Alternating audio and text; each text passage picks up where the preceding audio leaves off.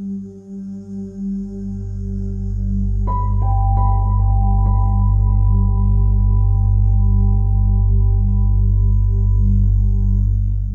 I was 17 years old, I had a dream.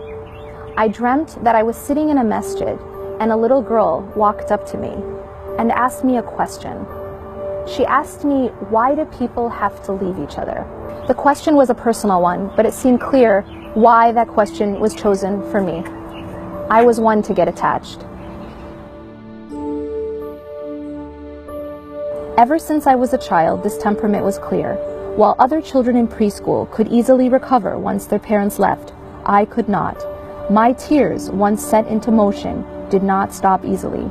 As I grew up, I learned to become attached to everything around me. From the time I was in the first grade, I needed a best friend. As I got older, any fallout with a friend shattered me. I couldn't let go of anything. People, places, events, photographs, moments, even outcomes became objects of strong attachment. If things didn't work out the way I wanted or imagined, I was devastated. And disappointment for me wasn't an ordinary emotion. It was catastrophic. Once let down, I never fully recovered. I could never forget, and the break never mended. Like a glass vase that you place on the edge of a table, once broken, the pieces never quite fit again. But the problem wasn't with the vase, or even that the vases kept breaking. The problem was that I kept putting them on the edge of tables. Through my attachments, I was dependent on my relationships to fulfill my needs. I allowed those relationships to define my happiness or my sadness, my fulfillment or my emptiness, my security and even my self-worth. And so like the vase placed where it will inevitably fall, through those dependencies, I set myself up for disappointment. I set myself up to be broken. And that's exactly what I found. One disappointment, one break after another. But the people who broke me were not to blame, any more than gravity can be blamed for breaking the vase. We can't blame the laws of physics when a twig snaps because we leaned on it for support. The twig was never created to carry us. There's a crucial lesson in the Quran that there is only one handhold that never breaks. There's only one place where we can lay our dependencies, and only one relationship that should define our self-worth. Only one source from which we should seek our ultimate happiness, fulfillment, and security. That place is God. But this world is all about seeking those things everywhere else. Some of us seek it in our careers, some seek it in wealth, some in status. Some, like me, seek it in our relationships. And that's exactly where I spent much of my own life, seeking a way to fill my inner void. And so it was no wonder that the little girl in my dream asked me this question. It was a question about loss, about disappointment. It was a question about being let down, a question about seeking something and coming back empty-handed.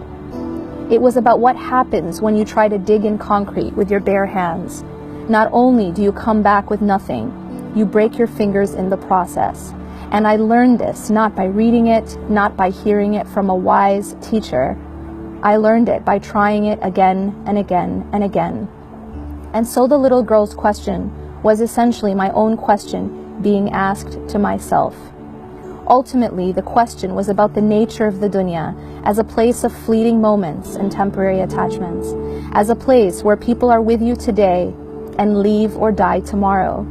But this reality hurts our very being because it goes against our nature. We as human beings are made to seek, love, and strive for what is perfect and what is permanent. And so we create ageless creams and cosmetic surgery in a desperate attempt to hold on, in a desperate attempt to mold this world into what it is not and will never be. And that's why if we live in dunya with our hearts, it breaks us. That's why this dunya hurts. It is because the definition of dunya as something temporary and imperfect goes against everything we are made to yearn for. And we must also realize that nothing happens without a purpose, nothing, not even broken hearts, not even pain. Pain itself is a pointer to our attachments. That which makes us cry, that which causes us the most pain, is where our false attachments lie. After years of falling into the same pattern of heartbreak and disappointment, I finally began to realize something profound. I had always thought that love of dunya meant being attached to material things, and I was not attached to material things. I was attached to people. I was attached to moments. I was attached to emotions. And so I thought that the love of dunya just didn't apply to me. What I didn't realize was that people, moments, attachments were all part of dunya. What I didn't realize was that all the pain I had experienced in life was due to one thing and one thing only: love of dunya. Looking back at the dream I had when I was 17, I wonder if that little girl was me. I wonder this because the answer that I gave her was a lesson I would need to spend the next painful years of my life learning. My answer to her question of why people have to leave each other was, because this life isn't perfect. For if it was, what would the next be called? The new edition of Yasmin Mogahed's book, Reclaim Your Heart, is now available on Amazon.